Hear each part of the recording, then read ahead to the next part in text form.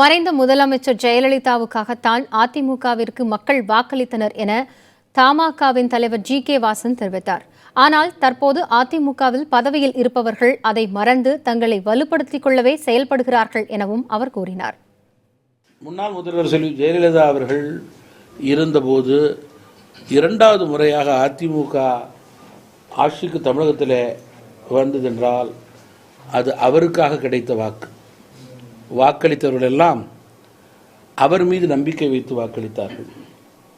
இன்றைக்கு அதை முழுமையாக மறந்துவிட்டு அதிமுகவிலே பதவியில் உள்ளவர்களெல்லாம் தனித்தன்மையோடு மக்களுக்காக இல்லாமல் தங்களை வலுப்படுத்திக் கொள்வதற்காக இயக்கத்திலே தங்களுக்கு முக்கியத்துவத்தை அதிகரித்துக் கொள்வதாக இருக்கின்ற நிலையை ஏற்படுத்த செயல்பட்டு கொண்டிருக்கிறார்கள்.